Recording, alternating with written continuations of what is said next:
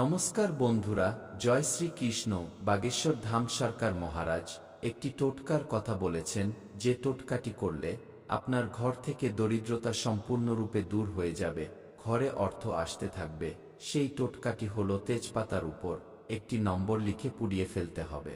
অনেকেই বলেন আমাদের জীবনে টাকার সমস্যা লেগেই থাকে, আমাদের কোনো কাজ সুষ্ঠুভাবে হয় না, ঘরে দুঃখ কষ্ট বিরাজ করে, ঘরের সদস্যরা বারবার নজরদোষে আক্রান্ত হয়।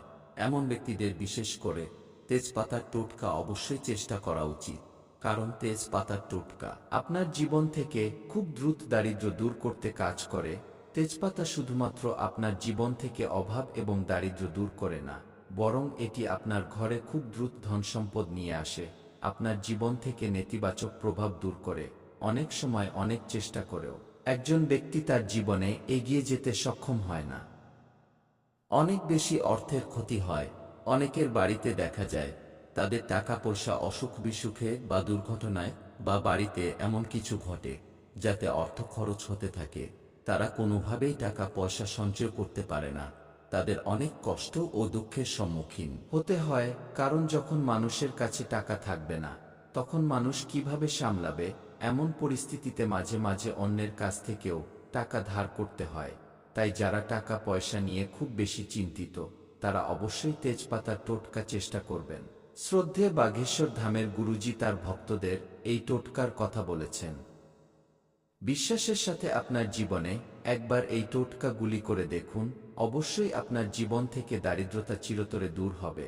আপনি যে কোনো দিনে এই টোটকাটি করুন, তেজপাতার উপর একটি সংখ্যা লিখে পুড়িয়ে দিতে হবে। এই ছোট্ট টোটকাটি করলে আপনার জীবন থেকে দারিদ্র্য চিরতরে চলে যাবে এবং আপনি ধনসম্পদ লাভ করতে শুরু করবেন। যদি সঠিকভাবে সম্পূর্ণ ভক্তি ও বিশ্বাসের সাথে করেন, তবে এই টোটকাটি সফল হবে। জেনে নিন আপনাকে কি করতে হবে। আপনাকে একটি তেজপাতা নিতে হবে, যা খুব পরিষ্কার, কোথাও ফাটা বা ছেঁড়া যেন না থাকে। এর সাথে আপনাকে নিতে হবে একটি প্রদীপ। আপনি প্রদীপে সরিষার তেল বা জুই তেল দিতে পারেন, কিন্তু দেশি ঘি এই প্রদীপে দেওয়া যাবে না। এর সাথে আপনাকে নিতে হবে দুটো বদের লাড্ডু আর একটু সিঁদুর। আপনি আপনার বাড়ির মন্দিরে এই টোটকাটি করবেন। আপনাকে প্রথমে যা করতে হবে তা হলো, আপনার তৈরি করা প্রদীপে সরিষার তেল হোক বা জুই তেলের, প্রথমে আপনাকে এটি হনুমানজির ছবির সামনে জ্বালাতে হবে এবং একটি মন্ত্র বলতে হবে। মন্ত্রটি হল ওম শ্রী বাগেশ্বরায় নম, ওম শ্রী বাগেশ্বর নম।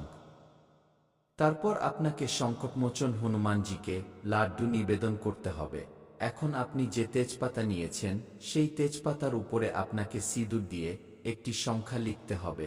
সংখ্যাটি হল 9। 9 সংখ্যাটি হনুমানজির লাকি নম্বর বলে মনে করা হয়। আপনাকে সিঁদুর দিয়ে সুন্দর করে 9 লিখতে হবে।